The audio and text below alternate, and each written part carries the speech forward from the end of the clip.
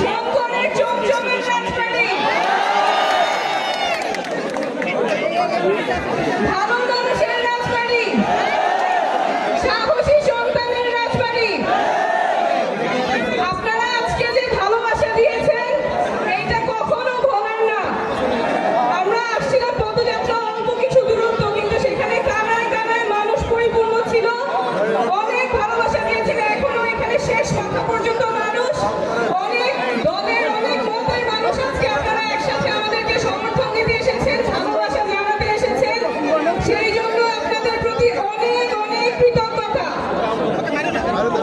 আমি রাজবাড়িতে প্রথম আসি আমার বিয়ের পরে, কারণ এই জায়গাটাই আমার শ্বশুর বাড়ি এবং যেহেতু শ্বশুর বাড়ি সেজন্য এখানে অনেক সময় কাটানো হয়েছে।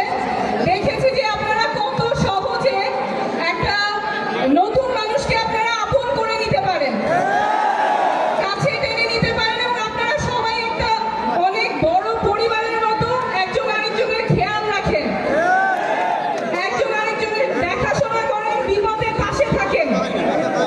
এই জন্যই বোধহয় ভালো মানুষের রাজবাড়ি বলা হয়, সহজ সরল মানুষের রাজবাড়ি, যারা একজন আরেকজনের বিপদে পাশে দাঁড়ায়।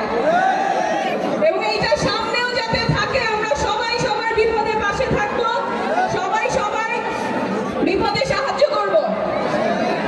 যদিও রাজবাড়ি ভালো মানুষের এলাকা, রাজবাড়ি সবসময় বঞ্চিত। আপনাদের একটা ভালো হাসপাতাল নাই। আমি আপনাদের সদর হাসপাতালে গিয়েছিলাম, সেইখানে দেখেছি রোগীদের কতখানি ভোগান্তি হয়। সেখানে ফ্যাসিলিটিস ভালো নাই, ব্যবস্থাপনা অনেক অব্যবস্থাপনা আছে। ডাক্তাররা কাজ করেন কিন্তু পর্যাপ্ত ডাক্তার নাই। 5টা ওষুধ লিখলে সেখানে 3টাই পাওয়া যায় না, বাইরে থেকে কিনে নিতে হয়, খুঁজে পাওয়া যায় না। সরকারি হাসপাতালে টেস্ট অল্প সময় করা যায়, দুপুরের পর আর টেস্ট করা যায় না, বাইরে থেকে করতে হয়। কিছু হইলেই যাইতে হয় ফরিদপুর। কারো যদি স্ট্রোক হয়, হার্ট অ্যাটাক হয়, অ্যাক্সিডেন্ট করে, এইখানে চিকিৎসা নাই। চিকিৎসা করতে ঘন্টার পর ঘন্টা দূরে যেতে হয়, রাস্তাতেই মানুষ মারা যায়। এই আমাদের 54 বছরের বাংলাদেশে এই স্বাস্থ্য ব্যবস্থা আমরা চাই না।